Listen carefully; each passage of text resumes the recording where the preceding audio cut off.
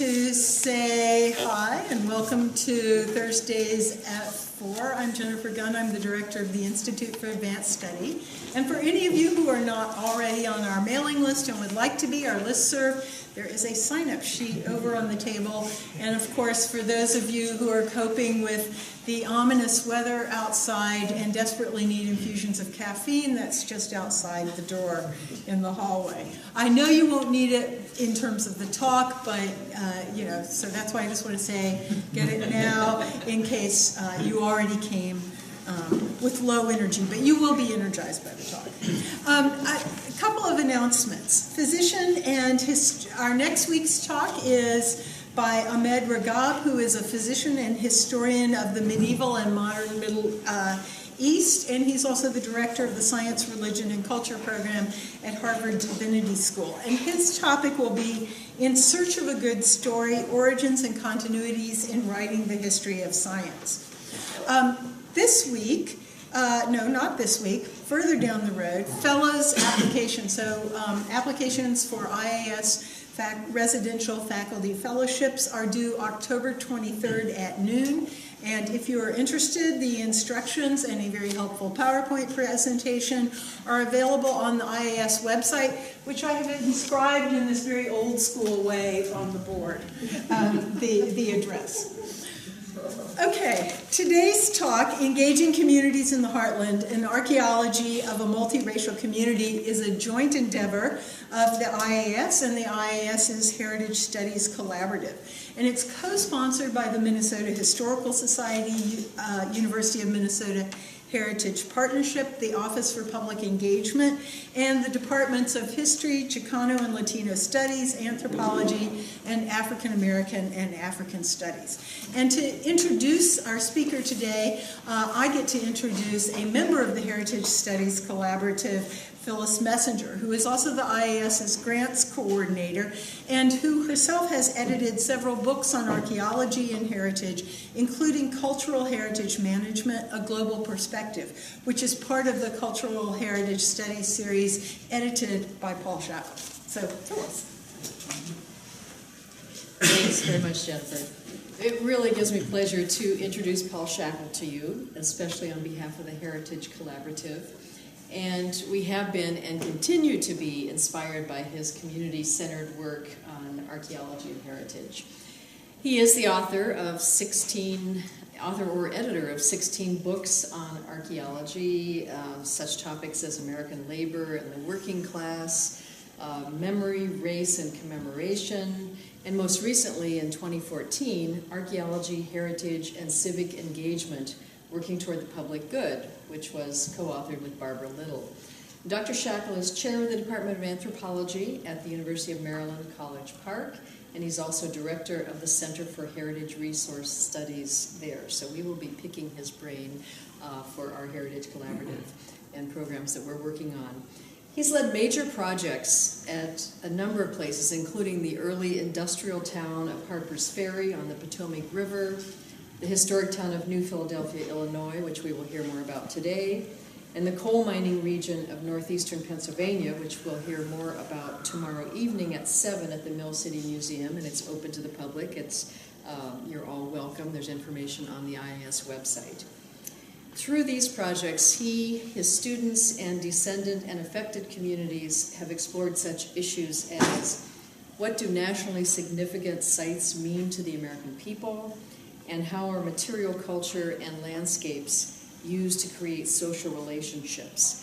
He's also worked for a number of years with the National Park Service, both before he was at the university and also in collaboration, and I'm sure that he will, if asked, give some insights into where the National Park Service is heading into the future. So please join me in welcoming Dr. Shackel.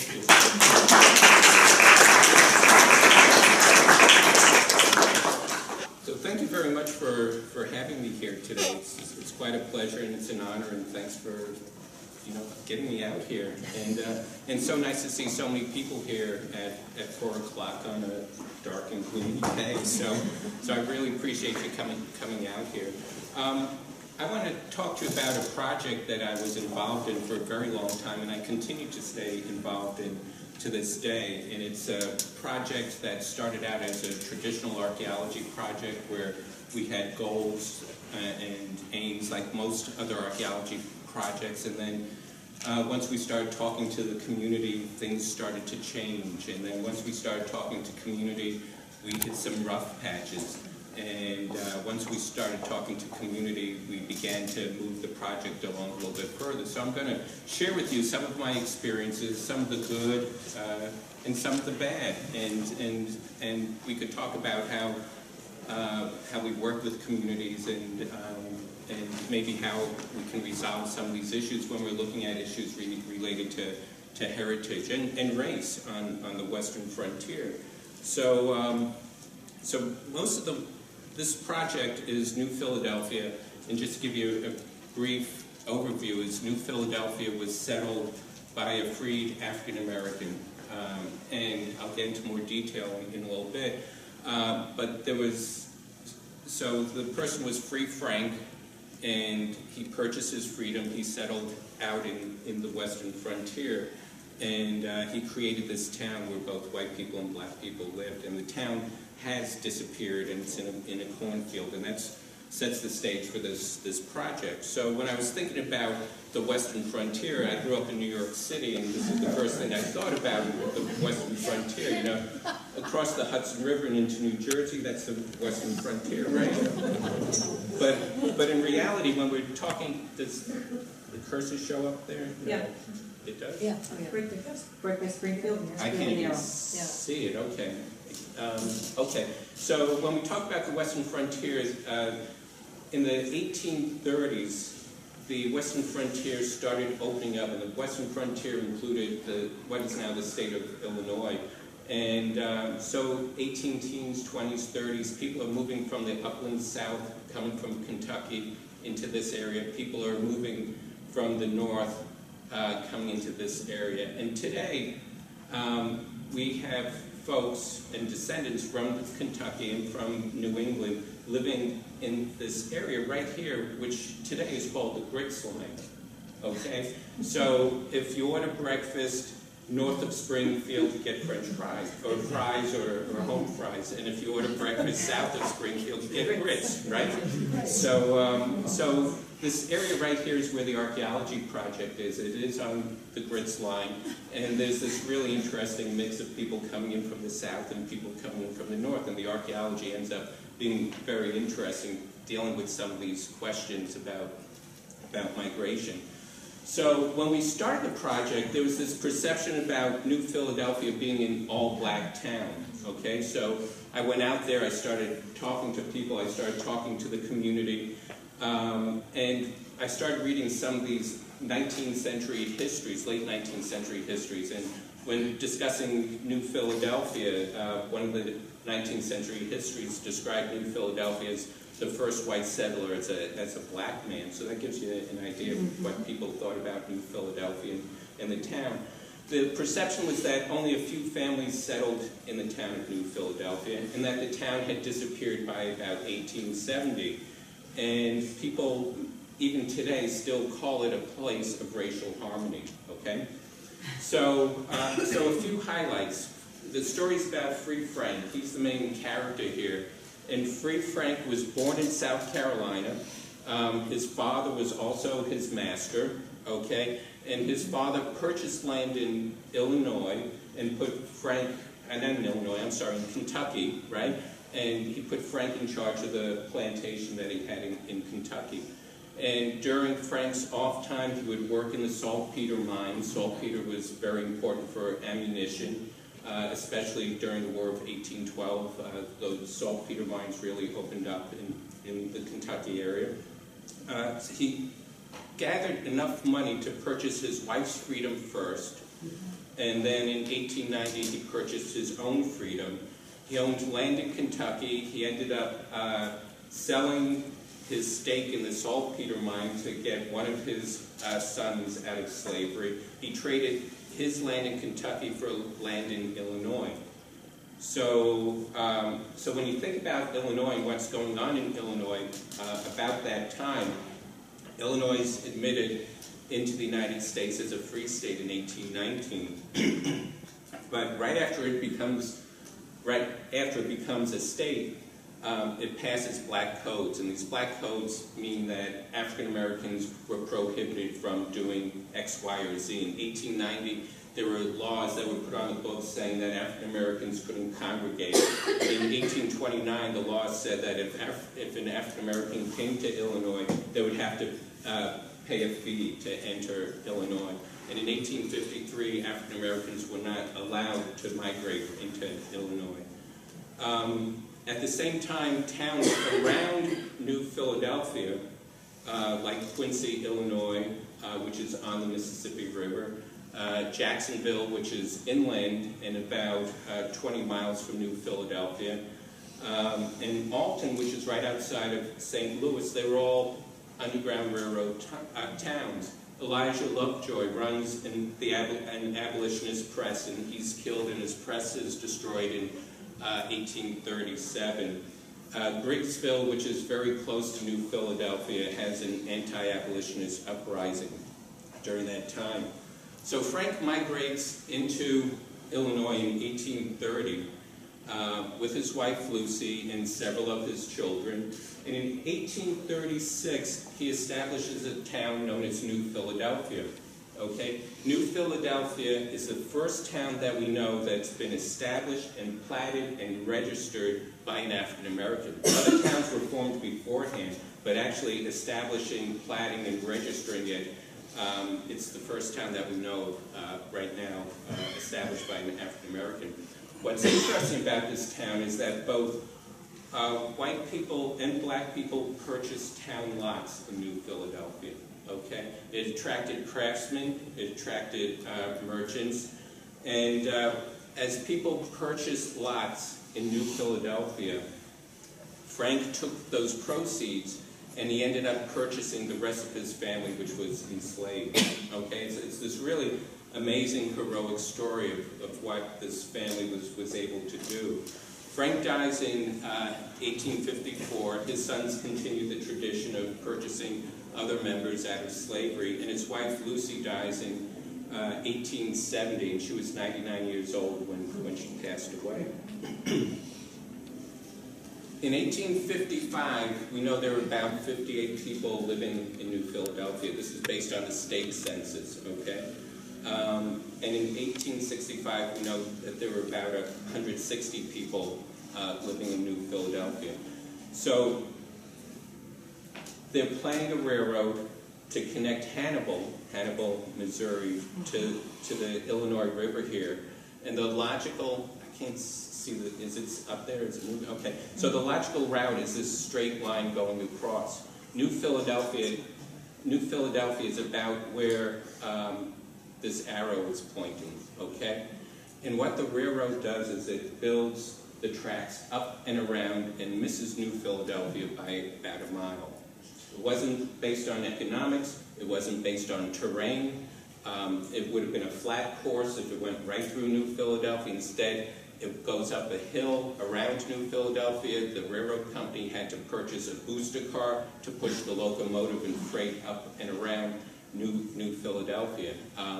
So, did they do it intentionally or not? I think we have some good evidence that something like that happened, that they intentionally evaded a town, a biracial town on the frontier, or it's no longer the frontier anymore, but they intentionally routed the railroad around New Philadelphia.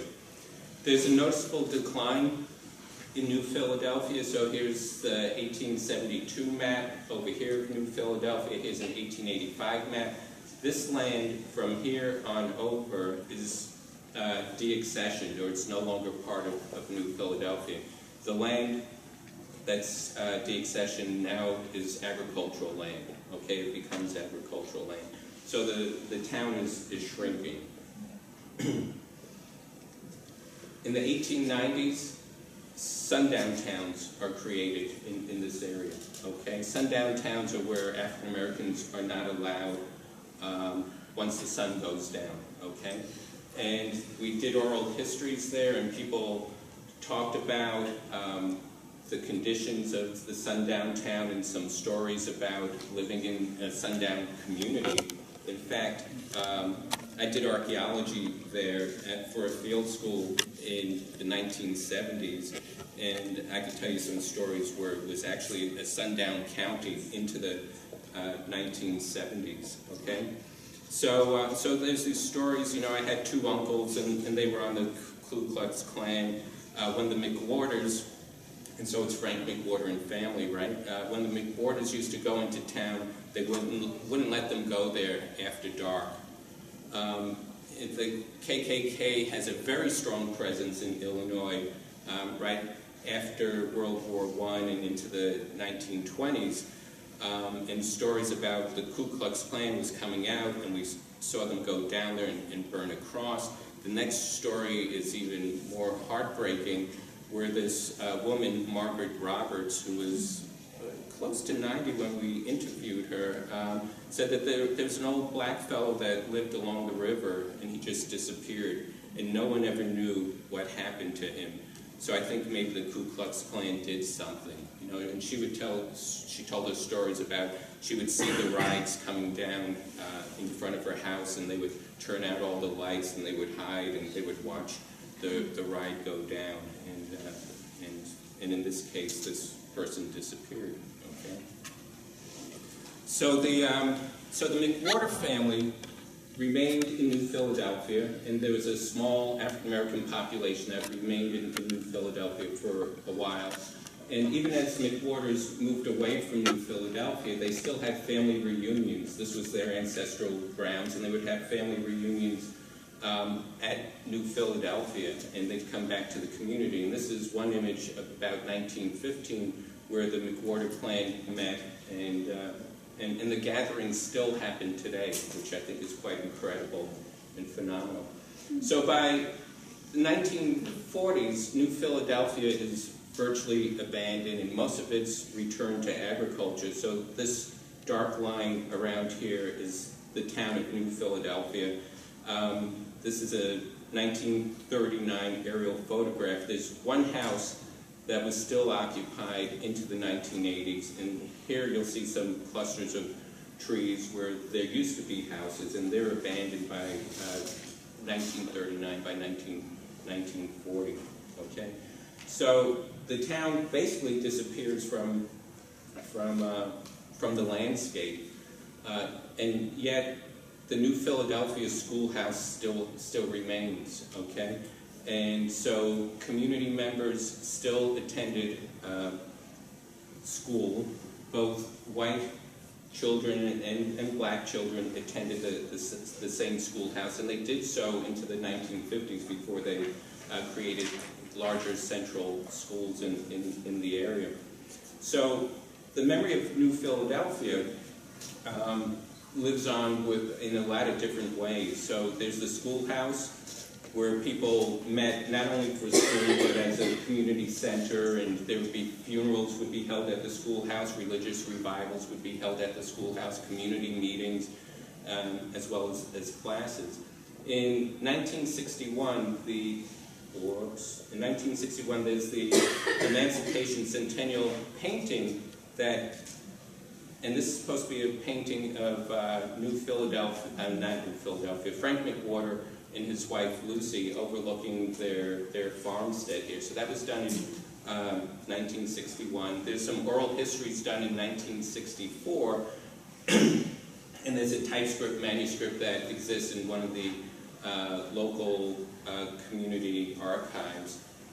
Helen McWhorter Simpson writes about her experiences at New Philadelphia and coming back to reunions in 1981. Juliet Walker, who was a professor at the University of Texas, writes the first academic book related to New Philadelphia. And her book is about Free Frank and the story of Free Frank. And that's published in 1983. And because of her efforts, she's able to place the gravesite of Free Frank on the National Register of Historic Places.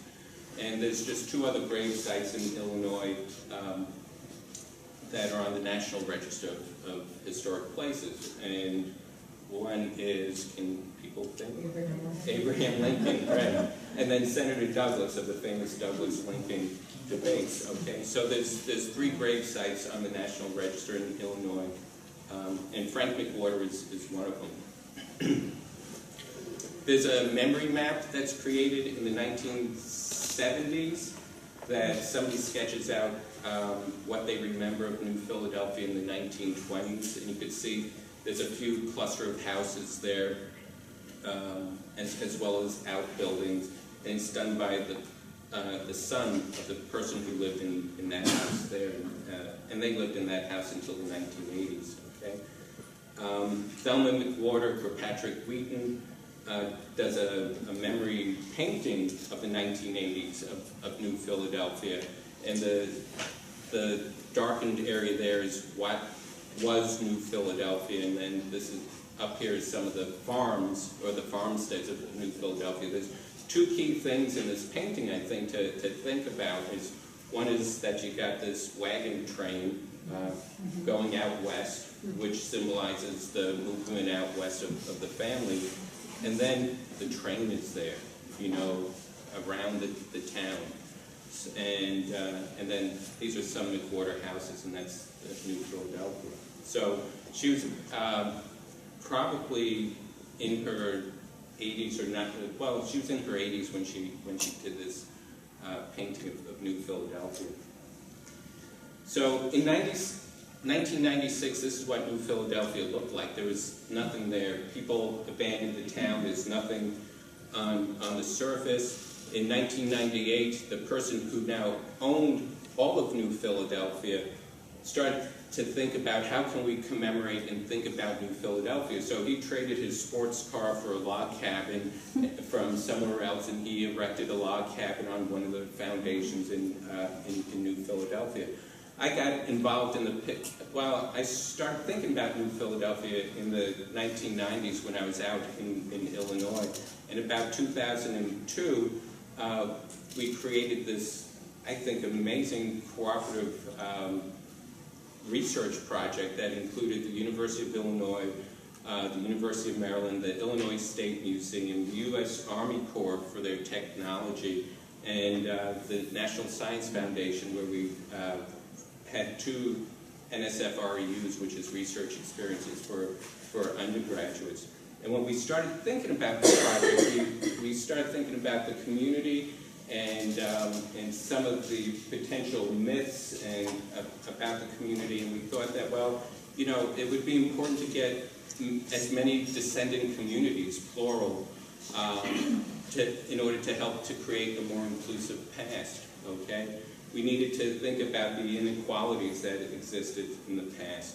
And we need to also think about creating a color-conscious past, right? And think about a multicultural past to help us to also promote a multicultural present, okay? So here we go into the archaeology, okay? So one of the things we did was we took the town plan and we overlaid it on an 1836 map, okay? And that gave us the general boundaries of what the town, or where the town would be in space or on the landscape. And then we started to do a walkover survey. So here's these plowed fields, and the students would walk the plowed fields, and when you would find an artifact, you would stick a flag in the ground where the artifact is located, okay? So I thought we might find a few hundred, maybe 1,000 artifacts, and what it ended up being is that we found over 7,000 artifacts, and each one of those artifacts we piece plotted.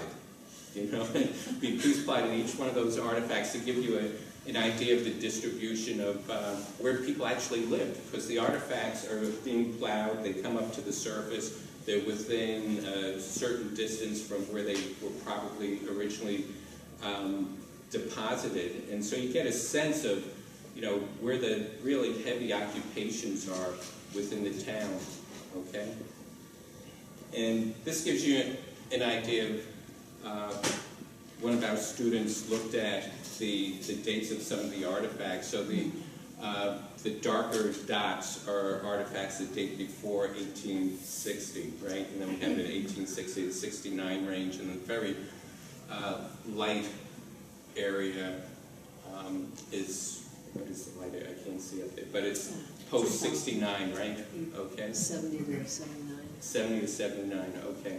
So that gives you an idea of chronology based on the artifacts. So we had 7,000 artifacts. We probably have a couple of hundred of them that we could actually get a good date on those artifacts. So based on those maps, we worked with the NSF REU students and the U.S. Army Corps, and we began to do a geophysical survey of the property. Okay, we used electrical resistance. And so electrical resistance is when you have this machine and it has some prods on it and you stick it in the ground, it sends an electrical pulse, and you measure the time it gets from one area to another. So if there's nothing there, you get one reading. If there's a stone or a brick there, it takes a little bit longer to get there. You begin to see these anomalies in the ground. And then we also use a magnetic field gradiometer, which is like looking at magnetic resistance in the ground. It would pick up metals, but it also picks up differences or disturbances in the soils, okay? So these are some of the maps that were generated. And so Mike Hargrave generated these maps from the U.S. Army Corps. And so I'm just going to provide some examples. Here's Block 8, and here's Block 8 over here. We eventually examined one of these anomalies on Block 8. And so once we figured out where the anomaly was in the ground, we took a core and we systematically cored across the anomaly. And if we begin to get something like this, which is like mortar and plaster, we have an idea that there's some sort of building underneath there. And we did some excavations. We re-excavated the plow zone on top, and we begin to see this feature over here, which we started to excavate. And then when we started to excavate it, we bisected it, and we figured out from our archaeology that it was probably a well, and it was probably filled probably in the 1850s or so. So that's the beginning of the abandonment of the town. And one of the things that I want to stress is that whenever we did the archaeology and whenever we had these large features in the ground, we only took half of it out, okay, and we left half of the archaeology in the ground. And the reason why we did it, it'll become more apparent later on, is that when we nominate this site for the National Register, there has to be stuff in the ground in order for it to be an archaeological site, so we can't remove it all, right? So we were very conscious about only removing half of everything that we found. So here we are in Block 8, Block 2. Here's another anomaly. We removed the plow zone. We have this nice feature over here, and we did some excavations of this feature. It's a cellar, okay? It's probably the largest cellar that we found in New Philadelphia. And you get the sense of this deposition, so there's a lot of stone on top, and there's a lot of silt over here, and that's the cellar that's the cellar excavated. We only excavated half the cellar. I put this in because I thought this was kind of unique and cool. So when they built log cabins, they would put chinking between the log cabins, which is mud between the wood. And I've never seen this before, but there's a corn cob right there. So they used the corn cob as part of the chinking in the log cabin. So here you get an idea with the profile, the silt at the bottom, and then a lot of the stones at top, and you have some of the mortar on top over here too. So what's happening, or what I think is happening, is that the silt is this slow filling after abandonment, and eventually it's the foundations are kicked into the cellar hole and creating all that deposition on top. And what's even more interesting, you see this line over here, there's a clear difference in the type of artifacts that are found at the bottom, where all the silt was, versus the artifacts on top, there's a clear chronological difference in the styles, okay? And so that becomes pretty key. These artifacts date to the 50s, maybe into the 60s, but these are actually 60s and maybe a little bit later, okay? So this becomes key, is that we tested one of the anomalies, and we found a foundation that dates to about 1900. So remember, I told you the story that the town was abandoned and people disappeared. We're now finding habitations and building episodes in the 20th century at New Philadelphia. So some initial results is that despite the plowing, okay, so it was a field for a long time, the site still exists, okay? There are intact features in the ground, and that eventually allows us to nominate it to the National Register of Historic Places. Looking at the census data and looking at some of the archaeological plotting that we did, is that the residents tended to live near each other. So we didn't have neighborhoods where African Americans lived in one neighborhood and white people lived in another neighborhood, but they were living right next door to each other. Another fascinating thing looking at the census data is that people change colors from decade to decade. So in several African Americans in the 1860 census, they're listed as black. In the 1870 census, they're listed as mulatto. And then by the 1880 census, they're listed as black again. Okay, and I think that's a reflection of how people viewed African Americans, at least for a very short time after the American Civil War, where their color does change for a bit, and then you get into Jim Crow and you get into the sundown towns, and they're listed as black after that. There's a sharp division. Some of the artifacts challenge our perception of frontier. The stuff that people are using and eventually depositing are some of the most up-to-date material culture that you would see on the East Coast. And also, despite connections to the market, they're still very reliant on, they're still very self-reliant on food. They're doing a lot of hunting.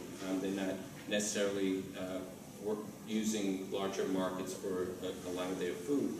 But what's also interesting to me is that there's this perception that people who come from the upland south, from Kentucky, they tended to have a tradition of a lot of pork in their diets, and people coming from north, there's this perception that they have a lot of cattle or cow in their diet, or beef in their diet.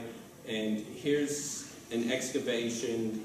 This is the property line, and we have two features here, one here and one over here. And we looked at the faunal material, and the household where we have a lot of pig is actually a household from the north, and a household from the south we actually have a lot of cattle in that household. So that kind of makes us think, or allows me to think a little bit differently about associating certain types of material culture or objects with specific ethnicities. It brings it into question, at least. And we really couldn't find any real differences in consumer goods based on the different households, okay? It wasn't very different at all between the African-American households and the white households. But what's also interesting is that we found these gaming pieces, okay?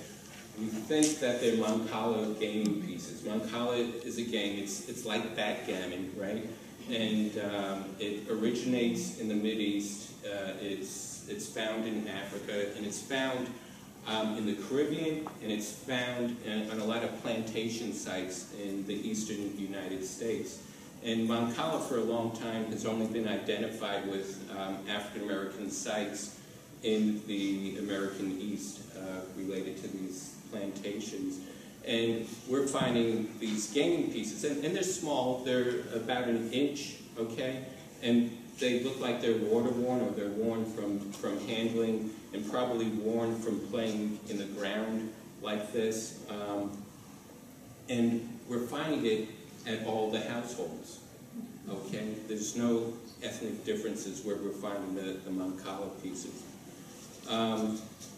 In several cases where we have women heads of households, we're finding buttons, lots of buttons, and apparently these women are taking in work in order to survive and make ends meet. And the two households that we excavated where women were heads of households, we found these abundance of buttons. So it gives us a picture of work and survival on the Western frontier.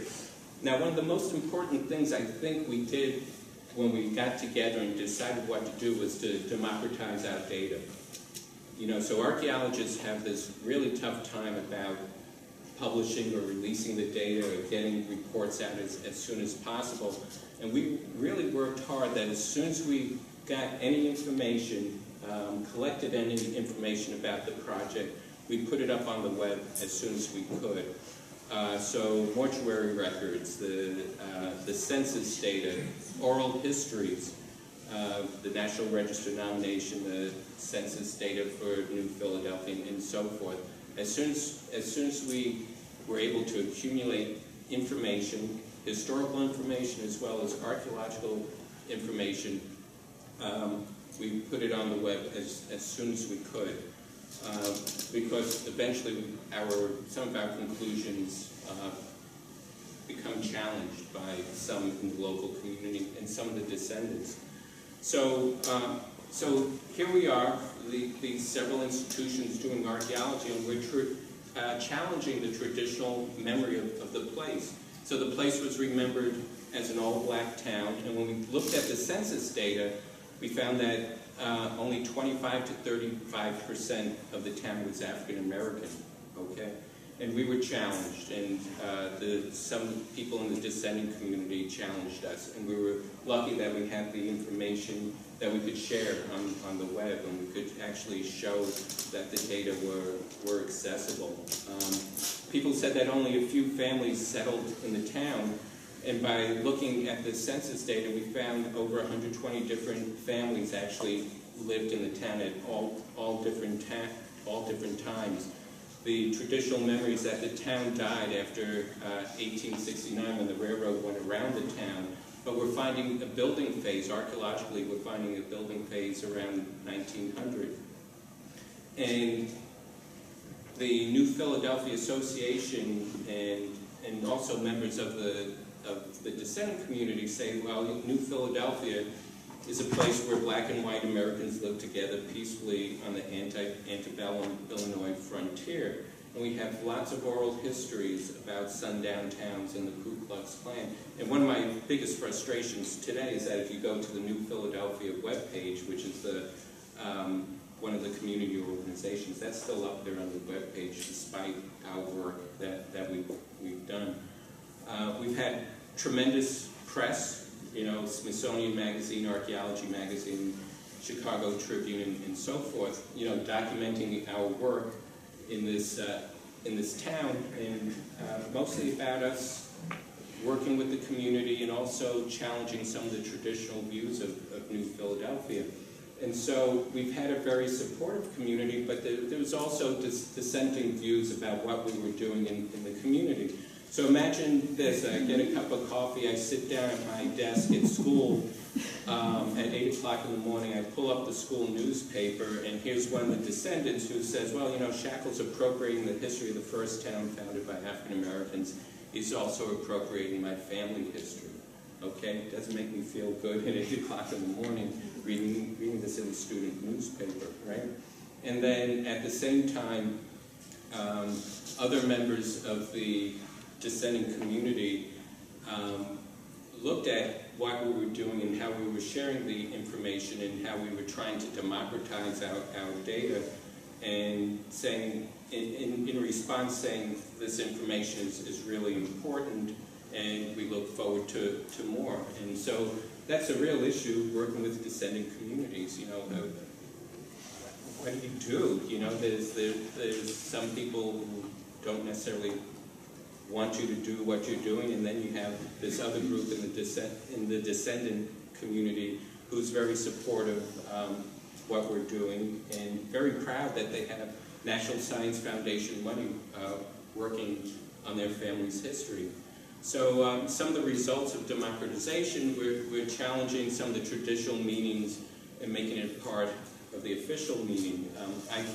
We're creating a more inclusive past. We have more time depth to the place. It's not just about the 1830s, 1840s, and 1850s, but we've included people and descendants who were part of New Philadelphia through the 20th century. There's 120 different families involved. There's different groups being involved. As a result, what we have now is this expanded ownership of the place. When I first started going there with students in 2002, trucks would drive by, farmers in the trucks would drive by, and they'd curse at us and they'd say, "Go back to Chicago," even though I'm from America. But they didn't want us involved in doing quote-unquote black history in that community. But by the third or fourth year in the archaeology project, those farmers were now stopping and coming to the site, and they were talking about their memories of the site and how their family members either lived in New Philadelphia or they traded with the McWhorters. And so there's been a real major attitude shift within the community. Not wholesale, but a general shift, okay? So there's broader community support. People feel like they're part of this common cause. The New Philadelphia Association, which is the nonprofit group related to New Philadelphia, now has a very inclusive board. Descendants are part of the board. African-American descendants are part of the board as they move forward into trying to make this place part of the national public memory, okay? So with archaeology, in the center there we have Archaeology Month. New Philadelphia was the center of Archaeology Month. We now have the Frank McWhorter Memorial Highway, which is about a 15-mile stretch right outside of New Philadelphia. Governor Blagojevich was there to commemorate it, and he's now in jail. Which highway is it on? What's that? Which highway? I mean, 15 miles of which highway? It's the highway that goes across it, and I think that's Route 70, but I can look it up. Yeah, it's Route 70. So it's from, as soon as you get, if you're going from west to east, it's from when you leave Hannibal, and it goes to the Illinois River, just past there on Route 70. What's the railroad line? To the end of the river. Yeah, good point. So we now have signs that mark New Philadelphia. The McWhorter reunion comes to New Philadelphia, and we actually had them at the archaeological site, and we had a barbecue, and there were 100 McWhorter family descendants there, and the local community had their big pig roast going on. Family reunions have occurred at the Baptist Church in the community right next door. The Barry Apple Festival, Barry used to be known for his apples, and there's no more apples in Barry, but they still have an apple festival, and they have parades, and the McWhorters come back, and they sometimes talk about the archaeology project, and this is one of the family leaders saying how proud they are to have the National Foundation grant to be part of their family history. But then at the end he also warns, we don't want to create a happy White Sox and White Bucks kind of version of American history. Okay? So it's like, he refers to some of those points in the beginning that we need to think about ethnicity, and we need to think about the tough past as we think and commemorate this place. The McWhorter family has become major parts in some of the restoration. This is the family cemetery before. They did some vegetation clearing, and now you can see the stones at New Philadelphia. New Philadelphia was placed on the National Register of Historic Places, which is a designation that says this is an important place in American history. It's commemorated for its national significance. It could be national or state or local, and it's kept by the National Park Service. So in 2005, it was placed on the National Register. In 2009, it became a National Historic Landmark. So there's 80,000 plus National Register sites in the United States. There's 2,300 National Historic Landmarks in the United States. So this is elevating the significance of the place. One of our students did a Teaching with Historic Places program. So if you go to that website, you'll see New Philadelphia, multiracial town on the Illinois frontier. This is geared towards middle school and high school students, and it addresses issues about race and using archaeology to address issues of race. It's now part of the National Park Service's Underground Railroad Network to Freedom program as of 2013.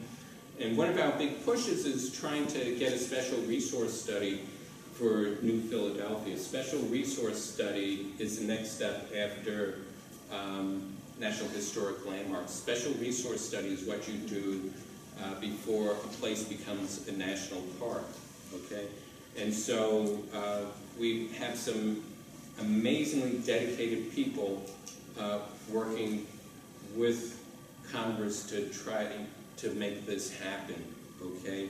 And I've been up on the Hill a few times, and you hear all the stories about dysfunctional. Well, I could tell you about dysfunctional because we tried to get the congressman, the local congressman, and the two senators to agree on legislation, and it takes months, if not a year, and by the time they agree on similar wording, it goes to committee, and then it dies. And then that happened in 2009 and 10. It happened again in 2011. The 112th Congress adjourned without acting on the bill. And then finally, it left the subcommittees on April 14th in the House, and a similar bill left the Senate in November, and it went before Congress. It was wrapped in the National Defense Authorization Act, okay, and which was approved by both houses on December 16, 2014, and several days later, President Obama signed it. So now we're in the process of doing a special resource study for New Philadelphia and trying to move it to the next step and being considered by the National Park Service to be included by the Park Service. So what do we need to do? We need to pursue this. We need to work with the National Park Service. We need to continue our outreach. We're trying to raise money to purchase the land, which would then be able to donate it to the National Park Service. The Archaeological Conservancy, which operates like the Nature Conservancy, has purchased part of the land, and they will eventually donate it to the National Park Service. So the special resource study is what's next on the list. So we're talking about, we're now in the 13th year of this project, so I hope it gets done soon. So that's the end of my presentation, so thank you very much.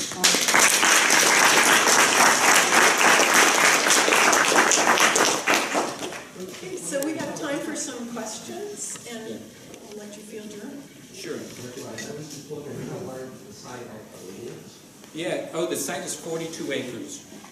And so the issues, so I think one of the issues for the Park Service is that you have the site, it's 42 acres, and then you have this farmland around it.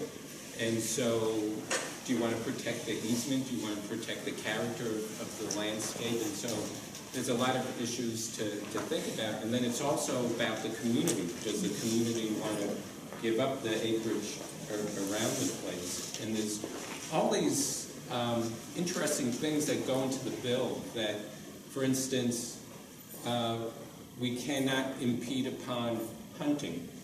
You know, that's one of the things that's part of the special resource study. Is this going to impact local hunting? You know, and so there's a lot of issues about land rights that eventually will need to be addressed as it moves along. Yeah. Congratulations. Thank you. Yeah. You've given a much broader picture of archaeology. The archaeologist has a wider interest than I had expected. That's great. Did you sell it to the National Science Foundation on the basis of its being a biracial city? No. What were the arguments you used, and where did you get your initial funding? Well, the initial funding came out of my pocket. Okay, so doing the survey, the actual survey was done based on my dime, and we actually went out to Illinois, and then the local community put us up in housing. The local community fed us, but we paid for our transportation out there. We paid for the processing and the eventual publication of the initial report. It's the initial report, which was the survey, that helped us get the National Science Foundation, NSF REU, but it wasn't based on it being a biracial town. We were funded by the National Park Service because we were doing the geophysical survey, and we were teaching students zoo archaeology, the identification of the bones, and that's what sold it to the National Science Foundation. Race is not part of their agenda necessarily, unless you start looking at things like genetics and race and stuff like that. Mm-hmm. I'm curious about the process of how a built environment can get plowed and become a cornfield. Yeah. So first of all, like what were the buildings made of? Yeah. And then how does that work? Do it get dismantled? How does the plow not get ruined? You know, how does the corn grow? And then how is there anything left for you to look at? Yeah, so that's a great question, okay? And, I was just in Detroit a couple of weeks ago, and I drove through those neighborhoods where nothing is there. What happened to those buildings? And as people vacate them, those buildings get knocked down. And, I saw it on Google Earth, and then I had to go see the place and what people are now doing in Detroit, too. They're reforesting and they're planting gardens and this great art project and so forth. So in this case, as best as I can tell, is that these log cabins are like mobile homes. They're easy to put up and they're easy to move. And as people are leaving, I would bet a majority of these buildings are probably being moved somewhere else. The cabins, they are log cabins, and they are very movable. Even the 1900 building? There's the 1900 building was not log cabin. No, it was a frame structure, and I'm not sure how that got dismantled, but it was eventually dismantled. So when we got to the site, it's mostly field, and a lot of the buildings were removed except for that one house that was in that one place, and then the log cabins placed on some foundation. Some foundations removed, and if you remember one of the images, those foundations get kicked into the holes to fill in the holes, and then soil put on top of it. So people want to eventually farm the land. Yeah. And how deep does a plow? Oh, like that. Oh, that's all. Subway girl. Yeah, well, I'm a city guy too from the Bronx, right? But you learn, right? It's about a foot deep or so. And so whatever's below that foot is still there in the ground, which is exciting. Yeah. I congratulate you as well. It's a fantastic project. I'm fascinated by all aspects of the community engagement piece and working with the community. And you've touched on it quite a bit in your presentation, but I wonder if, I understand it's still ongoing, but in retrospect, given the work that you did in the past, if there was anything you might have done differently or lessons learned as a outcome of that community engagement. Just in terms of the logistics of how it played out, how it could have played out differently, different technologies today than there were then, those types of things. Yeah, so I think about that a lot. What could we, so especially avoiding that one quote in the newspaper, how could I have avoided that one quote in the newspaper? And I'm not, I still don't know today how I could have avoided that. And I do understand where that person is coming from, and so I'm not here to denigrate her opinion or anything. And I think you'll find that a lot in community engagement is that you're not going to get everybody on your side. Mm-hmm. We tried our best to make contact with that person before the project even started, and before we even wrote the NSF proposal, and she didn't want anything to do with it. And yet we have the local community and the other descendants in the communities. We had open talks and open discussions, and they were very much wanted to do it. In fact, they called me up and asked me to come out to do initial consulting. I'm not sure why me, but I went, and it ended up being 13 years of great stuff. So, there's always best practices to think about, and being engaged earlier rather than later is important. And I also think, what if we didn't do the website, and what if we didn't have these engagement meetings in the beginning? I think we would have had a disaster going forward. Mm-hmm. So, best practices is to, before you can put a shovel in the ground, before you can write a proposal. In fact, I also believe, and some archaeologists might cringe at this, but I think the community should be involved in the proposal itself, in the goals in the proposal. And when we started this project, the proposal that went to NSF was pretty typical of most archaeology projects. We want to find about living conditions, and we want to find out about diet and so forth.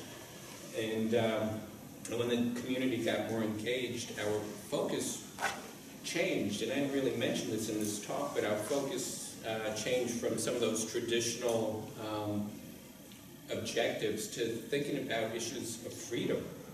So I'm thinking about enslavement and Underground Railroad, but the community and Gerald McWhorter said, no, this is really about freedom. And so when you look at the National Historic Landmarks nomination, it's about freedom. And so I think listening to community and engaging them early and engaging them along the line can really make for a very fruitful and interesting project. So this really is now, and the teaching with historic places, it's about freedom. That's what the community wanted, and that's what we became as we listened and continued out in our dialogue.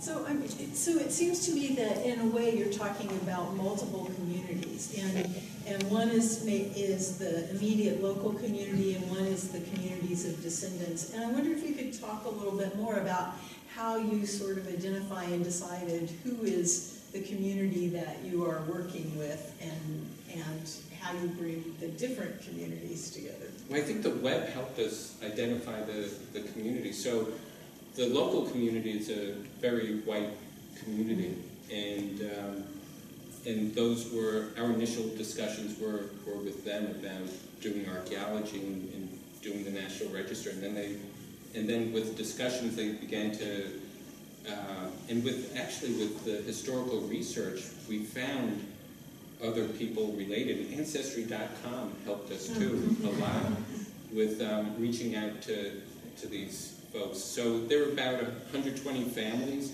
that were related to New Philadelphia, and we went out and we reached out to all of them. And out of those 120 families, we got a response from about 1/4 of them.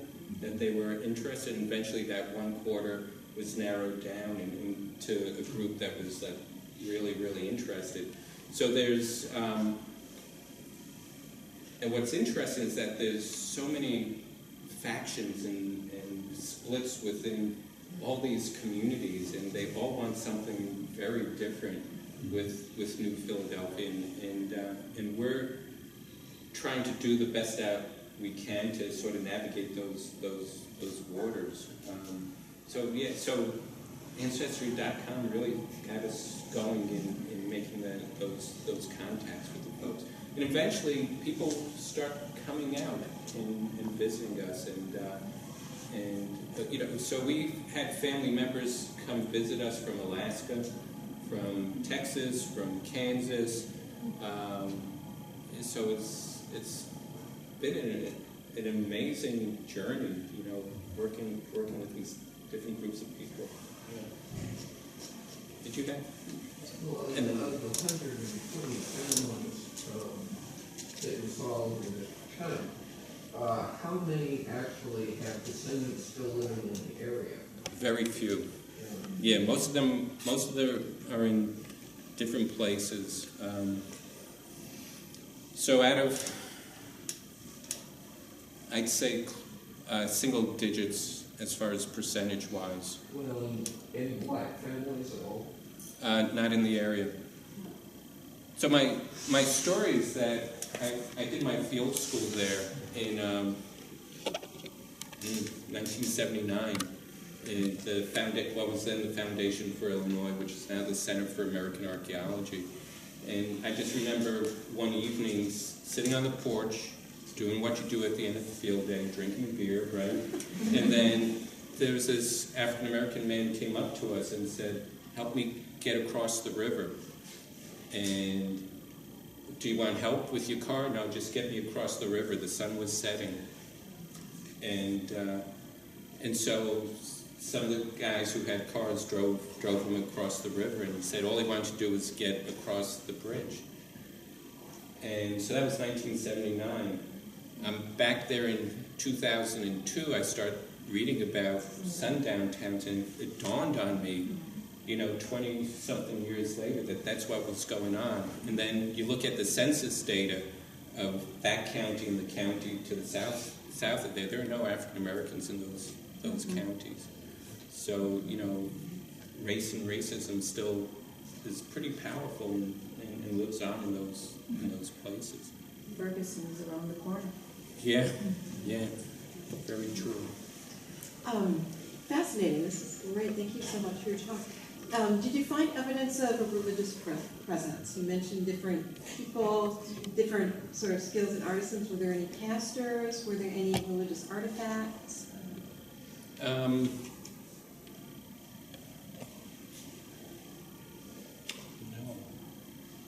No. Which is kind of interesting because we often find that, especially if you're digging a lot of a site, and we dug here a lot, we didn't find anything like that. The most recent project that I'm on in another part, we're finding crucifixes and we're finding holy water fonts and so forth, but not here. Yeah. Protestant, Baptist, not much material culture. They're probably mostly Baptists, I think, as well. Yeah, as well as other forms of Protestantism. And nobody was listed in the census as a pastor? Nobody would. No, what's interesting is that most black towns, when they're established, will have a school and a church. Those are the two most important institutions of any black community.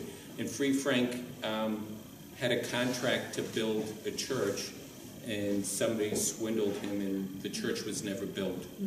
And so, but they could have met anywhere.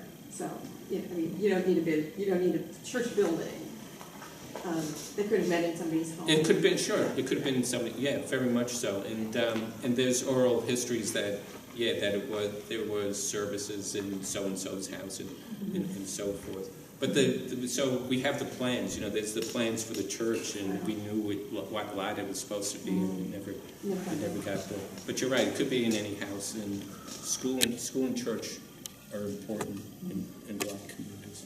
Do you know the ethnicity of the other settlers in the town? There were 120 families. Yeah, from the census records, So it's very varied. very varied. Most of them, we know where they're born. So the census records would say where they're born: Virginia, North Carolina, Massachusetts, Ohio, Connecticut. So that's the North and the South. Very few foreign-born, and those who were foreign-born were from England. In that community. Was there? Yeah. So, different data sources. Oral histories in the 1960s are capturing memories going back how far? Well, so the oral histories in the 1960s are talking about Free Frank, and talking about so they're not direct oral histories, but it's what people's imaginations of the past are, or their creations of the past. And I think that's one of the most powerful things in oral histories is not necessarily finding out what actually happened, but what are people thinking about the past, and sometimes you could find out something about the past, but it changes from generation to generation what's important in each generation, and what people emphasize, right. So it's, to me, I find oral. So that's one of the things that I was criticized about. The person said, "What's he doing oral histories for? You can't learn anything more. I wrote the book." Right. And so my response to the school newspaper is that oral histories are really important because we can learn about people's perceptions today about what the past was all. Yeah, because I mean, clearly there wasn't any Klan or sundown town in the antebellum iteration of this town. The Klan didn't exist. Right. So understanding the presence of that Klan sundown town weight on people living there is a transitional period after the sort of initial thing, then the train comes through, the town itself begins to disintegrate physically as a collection. So you've got that late 19th, early 20th century window where the town is beginning to disintegrate physically as a collection because the railroad bypassed, and that's when also these other things, it sounds like, are beginning to hasten that diaspora. And so how that story gets wound through is interesting question. Yeah, and so the stories about the sundown towns are not in the 1960s oral histories. The 1960s oral histories are about the celebration of New Philadelphia and Free Frank. But when we start asking people in the early 2000s, that's when they start talking about sundown towns. Okay. It's not there. Yeah. And what's also interesting to me is that if you would go to New Philadelphia today, and if you ask some of the folks who live there who are in their 50s, 60s, or even 70s, they'll talk about New Philadelphia as being an okay place, or Pike County being an okay place. But if you talk to the folks who are in their 80s or 90s or just turning 100, they're the ones who will tell you about the sundown towns and the racism that existed. It's fascinating. There's almost this cutoff or divide as far as age and what. Because you said they're very African-American. Yeah, those are white people who we're talking about. So it's the white people who are saying this is a great place to be, where whites and blacks live together, and then the folks who are in their 80s and 90s who are saying, well, there were sundown towns here, and black people were killed from these night rides and so forth. And so I don't know if it's like a last confession, or people telling what their past was like, and it's not what these youngsters are really saying about the place. It's fascinating. That sort of multiple revision it keeps on going. Yeah. It keeps on going, and it keeps on going through time and by generations. You know, it's real interesting. You're in an area there where there is a lot of action. I'm thinking of Nauvoo, not very far away. Yeah. Where Joseph Smith was hung. Yeah. In the history with Lincoln and Salem, Spoon River, all of that. There's just Lincoln is okay down there. You like Lincoln? Yeah, they do. They do like Lincoln down there. Yeah, we like Lincoln. We like New Salem. We even like Henry Masters a little bit. But you know, the issues around racism are rampant. Springfield is still a horrible place to be. Yeah, and they had, well, back in the early 1900s with the race riots. Oh. Was it 1906 or something like that? And I was going to mention about the way you asked about demolition. The number of vacant farm homes in that area, it's just astonishing. And they're allowed to deteriorate when they just fall in. There's usually a lot of growing around in terms of trees and weeds and all of that. And then what ultimately happens is that it's just demolished somehow. You know, if the owners will demolish it, have it all away, well capped and all that. And that's going on all over down there. You know, most people who are farming there are farming well over 1,000 acres. And so, you know, 80 acres in the New Orleans story. You know, it's a much bigger operation.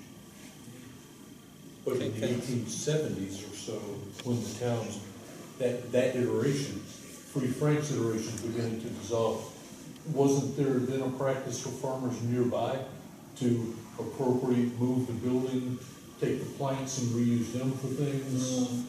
You know, I don't know. Yeah. Maybe a little bit. I've never seen a farmhouse that was ever moved, for example, or a farmhouse that was ever really salvaged where people really, you know, it just deteriorated. Actually, there was a question about the plow zone, and I would guess that with the 1,000-acre farms and the really advanced technology, the plow zone probably is much deeper now. Is that do you know? Is that the case?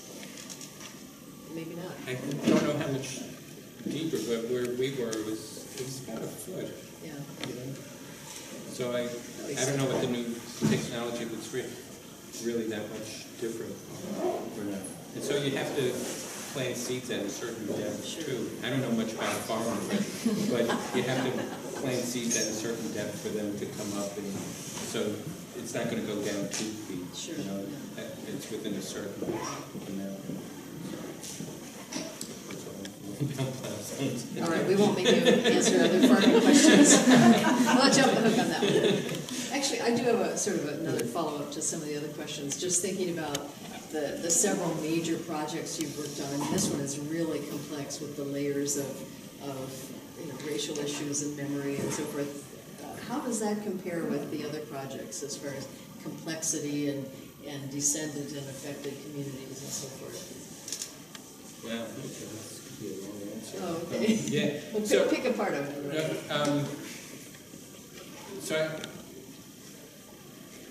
So I see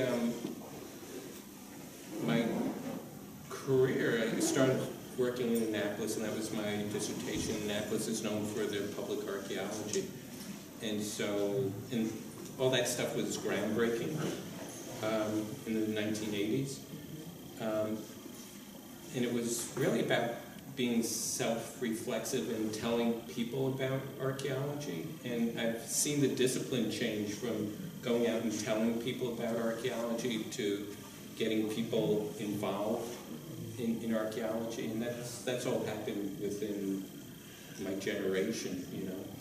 And so so New Philadelphia becomes complex, and then and what I'm going to talk about tomorrow becomes even more complex, because it's about how do you make a heritage applicable to a group that has no connection to the place.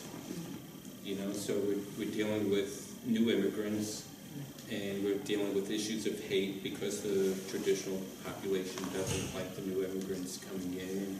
And so how do you create a heritage that can create this social capital within this community? And it's, you know, so it gets tougher, you know? But it's also building on a lot of work that's gone before and becomes more complex, but that's the challenge, you know? So I think we all need to come to the lecture tomorrow night. That's a plug. A blatant plug at the Mill City Museum at what time? 7 o'clock. Reception at 6. Are there any last questions? All right, I do have one more. Okay. Anybody else? So we talked a little bit about some of the initiatives that the Park Service is doing earlier, and I just wondered if you might make a comment on some of those. Yeah, so I'm not with the Park Service, but I live close to the Washington, D.C. area, and a lot of my students do internships with the National Park Service, students working on bachelor's degrees, master's degrees, and PhD degrees. And I think one of the most exciting projects that the Park Service is now doing is celebrating this diversity of heritage in the United States and looking at how to connect different populations to national parks. So one of the things the National Park Service is looking at a noticeable decrease in visitation. And they also notice that folks from minority communities don't go to national parks.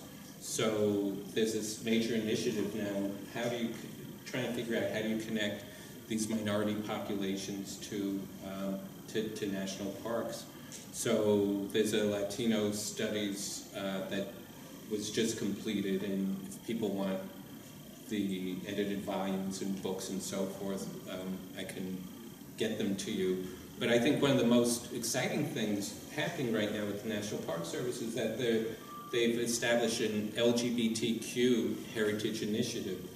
And this has gotten such a tremendous response across the nation. I mean, if you think about it, 20, 30 years ago, if you were gay, you could be in jail, right? And so the Park Service is actually connecting places to LGBTQ heritage, and it's phenomenal, I think. And the outpouring within the larger U.S. as a whole, the outpouring has been phenomenal, and there's a lot of external money coming in to support this type of program.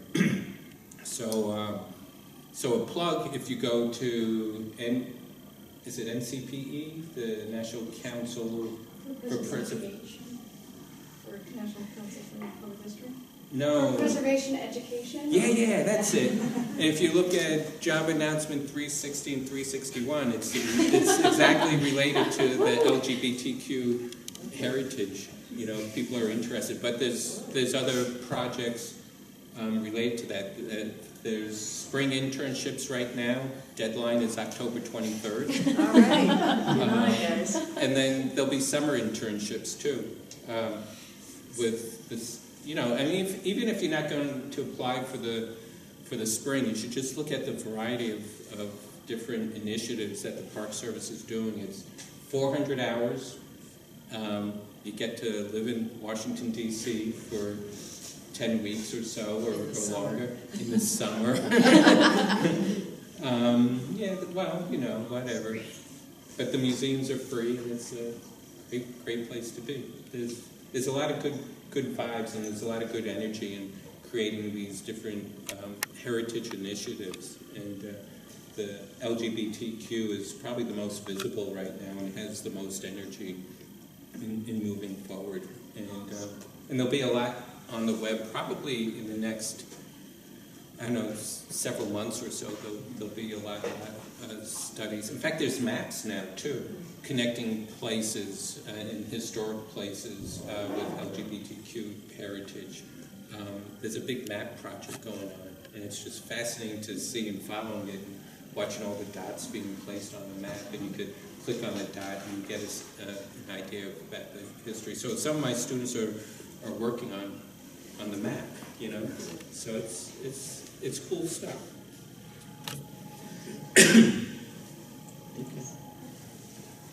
Well, let's thank Professor Shackel, and don't forget there's another talk tomorrow.